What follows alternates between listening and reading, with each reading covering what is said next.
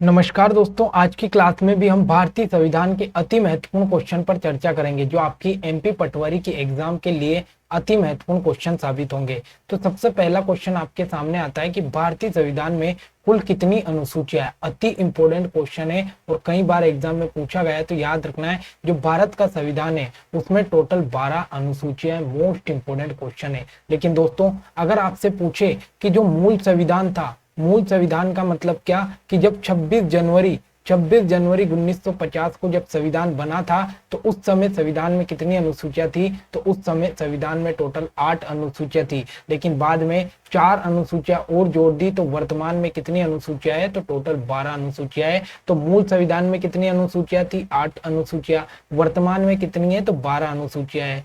अगला क्वेश्चन आता है कि यदि भारत संघ के एक नए राज्य का सृजन करना हो तो संविधान में निम्नलिखित अनुसूचियों में किए गए एक को आवश्यक संशोधित किया जाना चाहिए। मोस्ट इंपोर्टेंट क्वेश्चन है कि यदि भारत संघ के किसी एक राज्य में या किसी एक राज्य का सृजन करना हो या निर्माण करना हो तो संविधान की कौन सी अनुसूची को संशोधित करेंगे, तो याद रखना है ये पहली अनुसूची को संशोधित किया जाएगा। मोस्ट इंपोर्टेंट क्वेश्चन है। जो संविधान की पहली अनुसूची है ये आपको क्या बताती है, तो ये बताती है कि भारत में अगर कोई भी नए राज्य का निर्माण करना है या उसके क्षेत्र में परिवर्तन करना है तो ये बात किसमें दी गई, तो ये संविधान की पहली अनुसूची में ये बात कही गई। तो अति महत्वपूर्ण क्वेश्चन यहाँ से आपके सामने बन जाता है। दूसरी अनुसूची में क्या दिया गया, तो दूसरी अनुसूची में वेतन भत्तों से संबंधित प्रावधान है, वेतन भत्तों से संबंधित प्रावधान है।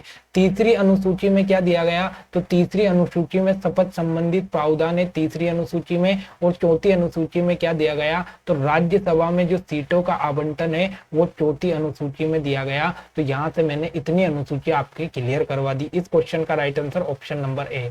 अगला, भारत के संविधान की चौथी अनुसूची विवेचित करती है। अभी मैंने आपको बताया कि जो भारत के संविधान की चौथी अनुसूची है, इस चौथी अनुसूची में क्या बताया गया, तो जो राज्यसभा में सीटों का आवंटन है वो किस प्रकार से होगा, तो ये बताया गया आपकी चौथी अनुसूची में। मोस्ट इंपोर्टेंट है, राज्यसभा में सीटों का आवंटन किसके द्वारा किया जाएगा, तो चौथी अनुसूची में ये बात बताई गई है।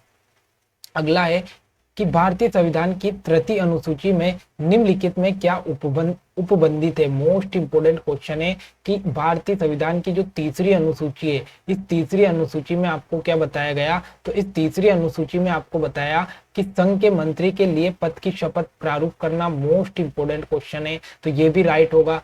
उच्चतम न्यायालय के मुख्य न्यायाधीश द्वारा ली जाने वाली शपथ का प्रारूप, बिल्कुल राइट बात है। भारत के राष्ट्रपति के लिए पद की शपथ का प्रारूप, तो ये गलत है। और संसद के सदस्य द्वारा ली जाने वाली शपथ, तो ये भी बिल्कुल सही है। अब दोस्तों, ये पूरा क्वेश्चन मैं आपको समझाता हूँ। पहले तो अगर हम बात करें तीसरी अनुसूची में, तो तीसरी अनुसूची में किसका उल्लेख है, तो शपथ से संबंधित उल्लेख है। मतलब भारत में जो भी शपथ लेता है वो तीसरी अनुसूची के हिसाब से लेगा। अब अगर हम बात करें तो जितने भी मंत्री भारत में बनेंगे वो सारे मंत्री किसके द्वारा शपथ लेंगे, तीसरी अनुसूची के द्वारा। उच्चतम न्यायालय या हाई कोर्ट के जितने भी, उच्चतम न्यायालय सुप्रीम कोर्ट या हाई कोर्ट के जितने भी न्यायाधीश बनेंगे उनकी शपथ का प्रावधान भी किसमें, तीसरी अनुसूची में। लेकिन अगर हम बात करें भारत के राष्ट्रपति की, तो याद रखना है जो तीसरी अनुसूची है इसमें जो राष्ट्रपति है और उसके बाद में एक राज्यपाल है, इन दोनों की शपथ का प्रावधान नहीं है। मोस्ट इंपोर्टेंट बात है कि तीसरी अनुसूची में जो राष्ट्रपति और राज्यपाल है इनकी शपथ का प्रावधान नहीं है। ये बात आपको बहुत ही अच्छे से याद रखनी है। और संसद के जितने भी सदस्य हैं वो भी शपथ किससे लेंगे, तो वो भी तीसरी अनुसूची के द्वारा लेंगे। तो इस क्वेश्चन का राइट आंसर होगा option number C. Most important question है। अगला क्वेश्चन, यहाँ पर आपको सूची का मिलान करना है। तो अगर हम देखें तो मैंने अभी आपको बताया था कि जो चौथी अनुसूची है या चतुर्थ अनुसूची है इसका संबंध किससे, तो इसका संबंध है राज्यसभा में सीटों का आवंटन से। ठीक है, फिर अगर हम बात करें कि जो आपकी छठी अनुसूची है, षष्टम या छठी जो अनुसूची है इसका संबंध किससे है, तो इसका संबंध है जनजाति क्षेत्र से। मोस्ट इंपोर्टेंट क्वेश्चन है कि जो छठी अनुसूची है इसका संबंध किससे है, तो जनजाति क्षेत्र से। फिर आपसे पूछे कि जो आठवीं अनुसूची है, इस आठवीं अनुसूची का संबंध किससे है, तो इस आठवीं अनुसूची का संबंध किससे रहेगा, तो इसका संबंध रहेगा भाषा से। मोस्ट इंपोर्टेंट क्वेश्चन है कि आठवीं अनुसूची का संबंध किससे है, तो भाषा से। और जो नौवीं अनुसूची है इसका संबंध किससे है, तो इसका संबंध संबंध है भूमि सुधार से। मोस्ट इंपोर्टेंट क्वेश्चन है। और अगर आपसे पूछे कि जो 9वीं अनुसूची है, ये 9वीं अनुसूची है, इस किस संविधान संशोधन के द्वारा जोड़ी गई, तो पहला जो संविधान संशोधन है, पहला संविधान संशोधन 1952 में हुआ था। इसके द्वारा 9वीं अनुसूची जोड़ी गई और जिसमें क्या बताया गया, तो भूमि सुधार के बारे में बताया गया। भूमि सुधार के बारे में बताया गया। मोस्ट इंपोर्टेंट क्वेश्चन है। तो यहाँ से आपके कितने क्वेश्चन कवर हुए, तो चौथी अनुसूची में मैंने बताया राज्यसभा के बारे में बताया गया, छठी अनुसूची में जनजाति क्षेत्र के बारे में बताया गया, आठवीं अनुसूची की अगर हम बात करें तो भाषाओं के बारे में बताया गया, और 9वीं अनुसूची आपकी भूमि सुधार से संबंधित है, जिसे पहले संविधान संशोधन के द्वारा जोड़ा गया। इस क्वेश्चन का right answer option number C है। अगला क्वेश्चन, पंचायती राज विषय निम्नलिखित में से किस सूची से संबंधित है। मोस्ट इंपोर्टेंट क्वेश्चन है कि जो पंचायती राज है, ये विषय किसके अंतर्गत जोड़ा गया, तो याद रखना है ये राज्य सूची का विषय। अति महत्वपूर्ण क्वेश्चन है, पूछ सकता है एग्जाम में कि पंचायती राज किससे संबंधित है, तो ये राज्य सूची का विषय। अति महत्वपूर्ण क्वेश्चन है। अगला, भारतीय संविधान की छठी अनुसूची निम्नलिखित में से किन राज्यों के जनजाति क्षेत्र के प्रशासन से संबंधित है। मोस्ट इंपोर्टेंट क्वेश्चन है कि जो अनुसूची छठी है, ये अनुसूची जनजाति क्षेत्र के बारे में बताती है और इसमें 4 राज्यों का उल्लेख किया गया। पहला तो इसमें मेघालय, त्रिपुरा, मिजोरम और इसमें एक और राज्य आता है जिसका नाम है असम। ठीक है, तो याद रखना है जो आपकी छठी अनुसूची है, ये छठी अनुसूची मेघालय, त्रिपुरा, मिजोरम और असम के जितने भी जनजाति क्षेत्र है उनके बारे में यहाँ पर उल्लेख है। तो आपसे सीधा सीधा पूछेगा कि छठी अनुसूची में कितने राज्य है, तो 4 राज्य। कौन कौन से, तो मेघालय, त्रिपुरा, मिजोरम और असम, और इनके जनजाति क्षेत्र के बारे में वर्णन मिलेगा छठी अनुसूची में। अगला क्वेश्चन आता है कि नागरिकता से संबंधित प्रावधान संविधान के किस भाग में। मोस्ट इंपोर्टेंट क्वेश्चन है, याद रखना है जो नागरिकता है, इस नागरिकता से संबंधित जो प्रावधान है ये संविधान के किस भाग में है, तो याद रखना है संविधान का जो भाग 2 है, इस संविधान का भाग 2 आपको क्या बताता है, तो नागरिकता से संबंधित जो भी प्रावधान है वो आपको संविधान के भाग 2 में देखने को मिलेगा। और याद रखना है जो भाग 2 है ये कहां से लेकर कहां तक है, तो अनुच्छेद 5 से लेकर जो 11 तक है ये क्या है आपका, तो ये भाग 2 है। मोस्ट इंपोर्टेंट क्वेश्चन है, तो याद रखना है संविधान के भाग 2 में आपको क्या देखने को मिलेगा, नागरिकता देखने को मिलेगी। कहां से कहां तक अनुच्छेद इसमें है, तो 5 से लेकर 11 तक जो अनुच्छेद है वो भाग 2 के अंतर्गत आते हैं। और याद रखना है संविधान में टोटल कितने भाग है, तो आप सभी जानते हैं कि संविधान में टोटल 22 भाग है। ये अति महत्वपूर्ण क्वेश्चन है। अगर आगे बढ़ते हैं, हमारे संविधान के किस भाग में 3 सोपान में पंचायतें बनाने की परिकल्पना की गई। मोस्ट इंपोर्टेंट क्वेश्चन है कि संविधान का वो कौन सा भाग है जिसमें आपके पंचायत से संबंधित उल्लेख है, पंचायत से संबंधित उल्लेख है। मोस्ट इंपोर्टेंट क्वेश्चन है, तो याद रखना है संविधान का कौन सा भाग है, तो संविधान का जो भाग 9 है, ये भाग 9 आपको क्या बताता है, तो भाग 9 आपको बताता है पंचायत से संबंधित प्रावधान। पंचायत से संबंधित प्रावधान कौन से भाग में है, तो भाग 9 में पंचायत से संबंधित प्रावधान आपको देखने को मिलेंगे। अति महत्वपूर्ण क्वेश्चन है।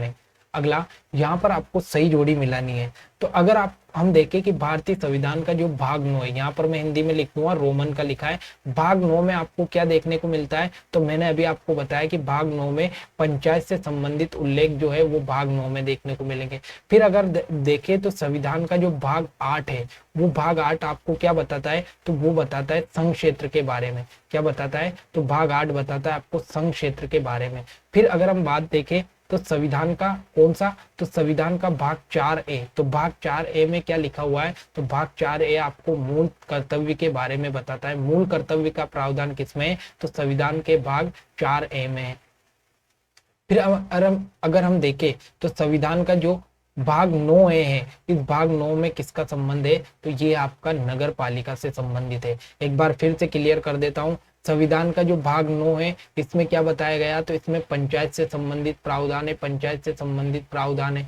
फिर अगला आता है आपका संविधान का भाग 8, तो भाग 8 में क्या बताया गया, तो संघ क्षेत्र के बारे में बताया गया। संघ क्षेत्र के बारे में भाग 8 में बताया गया। फिर आपसे पूछा गया था कि जो भाग 4A है, इस भाग 4A में क्या बताया गया, तो भाग 4A में जो मूल कर्तव्य है आपके, ये मूल कर्तव्य का प्रावधान किसमें है, भाग 4A में। फिर आपसे पूछा गया कि 9A में क्या है, तो भाग 9A है जो इसमें नगर पालिका से संबंधित प्रावधान है, नगर पालिका से संबंधित जो प्रावधान है वो भाग 9A में है। तो ये इंपोर्टेंट संविधान संशोधन आपको याद रखना है। इस क्वेश्चन का right answer option number A होगा। लेकिन आपको यहाँ पर ये याद रखना है कि कौन से भाग में क्या दिया हुआ है, वो मैंने आपके क्लियर करवा दिया। अगला फिर एक और आपके यहाँ पर फिर हमें सही जोड़ी मिलानी है। तो यहाँ पर आपका सबसे पहला भाग दिया हुआ है वो कौन सा है, तो संविधान का भाग 15। और संविधान के भाग 15 में किसका उल्लेख किया गया, तो संविधान के भाग 15 में किया गया आपका निर्वाचन से संबंधित उल्लेख। तो याद रखना है निर्वाचन से संबंधित जो उल्लेख है वो कौन से भाग में, तो भाग 15 में है। अगला भाग आपका कौन सा दिया गया, तो ये दिया गया भाग 16। तो याद रखना है जो भाग 16 है, इस भाग 16 में किसका उल्लेख किया गया, तो इसमें कुछ वर्गों के लिए विशेष उपबंध जो दिया गया वो भाग 16 में दिया गया। फिर अगला आता है आपका कौन सा, तो भाग 17। तो याद रखना है जो भाग 17 है इसमें क्या दिया गया, तो याद रखना है जो भाग 17 है इसमें राजभाषा से संबंधित उल्लेख है वो भाग 17 में दिया गया। फिर आता है आपका भाग 18। तो भाग 18 जो है इस भाग 18 में क्या दिया गया, तो आपातकालीन उपबंध जो है वो किस में दिया गया, तो भाग 18 में दिया गया। अब मैं एक बार फिर से क्लियर करवा देता हूँ। भाग 15 में निर्वाचन के संबंधित उल्लेख है, भाग 16 में कुछ वर्गों के लिए विशेष उपबंध है, भाग 17 में राजभाषा से संबंधित उल्लेख है और भाग 18 में आपातकालीन से संबंधित उल्लेख है। ये इतने इंपॉर्टेंट भाग आपको याद रखना है, अति महत्वपूर्ण आपकी परीक्षा की दृष्टि से। अगला, भारतीय संविधान की प्रस्तावना में समाजवादी शब्द किस संविधान संशोधन के तहत जोड़ा गया, अति महत्वपूर्ण क्वेश्चन है दोस्तों। एक संविधान संशोधन हुआ था 42वां संविधान संशोधन 1976। अब ये जब 42वां संविधान संशोधन 1976 हुआ था तो संविधान की जो प्रस्तावना है इसमें 3 शब्द जोड़े गए। एक तो समाजवादी, एक और शब्द जोड़ा पंथ निरपेक्ष और एक और शब्द जोड़ा अखंडता। ठीक है, तो याद रखना है जो प्रस्तावना है इसमें अभी तक एक बार संशोधन हुआ, कौन सा, 42वां संविधान संशोधन हुआ। इसके तहत प्रस्तावना में कितने शब्द जोड़े गए, तो 3 शब्द जोड़े गए, समाजवादी, पंथ निरपेक्ष और अखंडता। तो इस क्वेश्चन का right answer option number A होगा। समाजवादी शब्द 42वें संविधान संशोधन 1976 के तहत जोड़ा गया, अति महत्वपूर्ण क्वेश्चन है। अगला, निम्नलिखित में से 42वें संविधान संशोधन द्वारा कौन से शब्द जोड़े गए, तो अभी मैंने आपको बताया था कि 3 शब्द जोड़े गए, समाजवाद, पंथ निरपेक्ष और अखंडता। तो यहाँ पर 2 शब्द आ रहे हैं, तो इस क्वेश्चन का राइट आंसर होगा ऑप्शन नंबर बी 1 और 3। कौन से, तो समाजवाद और पंथ निरपेक्ष दोनों शब्द इसमें आ रहे हैं, तो दोनों यहाँ पर राइट आंसर होगा। अगला क्वेश्चन, भारतीय संविधान का कौन सा भाग संविधान की आत्मा कहलाता है। मोस्ट इंपोर्टेंट क्वेश्चन है कि संविधान की आत्मा कौन सा भाग कहलाता है। तो याद रखना है जो उद्देशिका है, इस उद्देशिका को संविधान की आत्मा कहा गया। मोस्ट इंपोर्टेंट क्वेश्चन है, तो याद रखना है संविधान की आत्मा उद्देशिका को कहा गया। अगला, भारत की संविधान सभा ने राष्ट्रीय ध्वज को सर्वप्रथम कब स्वीकार किया। मोस्ट इंपोर्टेंट क्वेश्चन है, तो याद रखना है जो भारत की संविधान सभा है, इस संविधान सभा ने जो भारत का राष्ट्रीय ध्वज तिरंगा है इसको कब अपनाया, तो 22 जुलाई 1947 को भारतीय संविधान सभा ने क्या अपनाया, तो तिरंगे को अपना राष्ट्रीय ध्वज बनाया। अति महत्वपूर्ण क्वेश्चन है। अब बात आती है संविधान सभा की, तो याद रखना है जो संविधान सभा की पहली बैठक है वो कब हुई, तो 9 दिसंबर 1946 को संविधान सभा की पहली बैठक होती है और इसमें एक अस्थायी अध्यक्ष चुने गए थे डॉक्टर सच्चिदानंद सिन्हा। फिर आपसे पूछे कि दूसरी बैठक कब हुई, तो 11 दिसंबर को हुई। 11 दिसंबर 1946 को दूसरी बैठक हुई और इसमें स्थायी अध्यक्ष के रूप में किसे चुना, तो डॉक्टर राजेंद्र प्रसाद को क्या चुना गया, स्थायी अध्यक्ष चुना गया। फिर आपसे पूछे कि उद्देश्य प्रस्ताव कब लाया गया, तो 13 दिसंबर 1946 को क्या लाया गया, उद्देश्य प्रस्ताव। और कौन लेकर आए, तो जवाहरलाल नेहरू लेकर आए। तो संविधान सभा के बारे में इतने इंपॉर्टेंट फैक्ट आपको याद रखना है और कल की क्लास में भी मैंने ये आपको बताया था। अगला, भारत के संविधान की उद्देशिका कितने प्रकार के न्याय की व्यवस्था करती है। मोस्ट इंपोर्टेंट क्वेश्चन है कि जो भारत के संविधान की उद्देशिका है इसने भारत के लोगों को कितने प्रकार के न्याय की व्यवस्था की, कितने प्रकार के न्याय दिए। तो याद रखना है इसने 3 प्रकार के न्याय यहाँ पर भारत के संविधान में लोगों को प्रदान किए। मतलब जो उद्देशिका है इसने 3 प्रकार के न्याय लोगों को प्रदान किए गए। एक तो सामाजिक न्याय हो गया, सामाजिक, धार्मिक, धार्मिक और राजनीतिक। राजनीतिक, ये तीनों न्याय किसने प्रदान किए? तो ये उद्देशिका ने लोगों को प्रदान किए 3 प्रकार के न्याय। अगला, संविधान में निम्नलिखित में से किस प्रावधान के अंतर्गत भारतीय संसद को नया राज्य बनाने का अधिकार है? मोस्ट इंपोर्टेंट क्वेश्चन है। सबसे इंपोर्टेंट क्वेश्चन तो ये है कि अगर भारत में कोई भी नया राज्य बनाना है तो वो कौन बना सकेगी? तो वो भारत की संसद बना सकेगी। कौन बना सकेगी? भारत की संसद बनाएगी। और संसद में कौन शामिल होगा? तो एक तो राष्ट्रपति शामिल होंगे, राष्ट्रपति, एक लोकसभा और एक राज्यसभा, ये तीनों संसद के भाग है। तो भारत की जो संसद है वो भारत में नया राज्य बना सकती है। और ये बात किस अनुच्छेद में दी गई? तो ये दी गई अनुच्छेद नंबर 3 में। मोस्ट इंपोर्टेंट क्वेश्चन है। जो अनुच्छेद 3 है, ये नए राज्य बनाने से संबंधित प्रावधान कौन से अनुच्छेद में? अनुच्छेद 3 में। अगला, नए राज्य के गठन की शक्ति नियत है। मैंने अभी आपको बताया कि कोई भी नया राज्य अगर बनाना है तो वो संसद बनाएगी। और संसद में कौन कौन आता है? तो मैंने अभी आपको बताया था कि एक तो राष्ट्रपति आता है, एक लोकसभा आती है, और उसके बाद में एक राज्यसभा आती है, तो ये तीनों जो मेन है, ये तीनों आपकी संसद में निहित है। अगला, राज्य पुनर्गठन आयोग 1 नवंबर 1956 को कितने राज्य और कितने संघ शासित बनाए गए? मोस्ट इंपोर्टेंट क्वेश्चन है दोस्तों।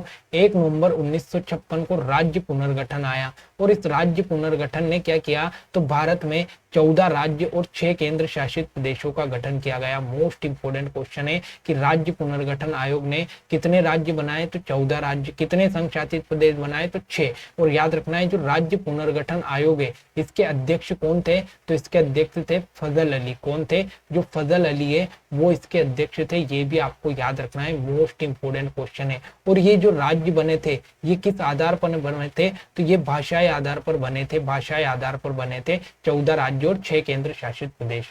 अगला, भाषाई आधार पर सर्वप्रथम किस राज्य का गठन किया गया? अति महत्वपूर्ण क्वेश्चन है कि भारत में भाषा के आधार पर सबसे पहला राज्य कौन सा बना? तो वो बना आंध्र प्रदेश। अति महत्वपूर्ण क्वेश्चन है कि जो भाषाई आधार पर पहला राज्य भारत में बना, उसका नाम क्या है? तो आंध्र प्रदेश। और आपसे पूछे कि आंध्र प्रदेश का गठन कब किया गया? तो 1 अक्टूबर 1953 को जो आपका आंध्र प्रदेश है, इसको भाषाई आधार पर भारत का पहला राज्य बनाया गया। मोस्ट इंपोर्टेंट क्वेश्चन लगाकर लिख लेना। तो दोस्तों, ये आज के मोस्ट इंपोर्टेंट क्वेश्चन थे भारत के संविधान के, जिसमें अपन ने भाग 1 से भी कुछ क्वेश्चन देखे, भाग 2 से भी कुछ क्वेश्चन देखे और अनुसूचियों से संबंधित क्वेश्चन पर डिस्कस किया। तो आशा करता हूँ कि आज की क्लास आपको बेहद पसंद आई होगी। आगे भी इसी प्रकार से क्लासेस आपके सामने मिलती रहेगी। मिलते हैं अगली क्लास में। जय हिंद, जय भारत।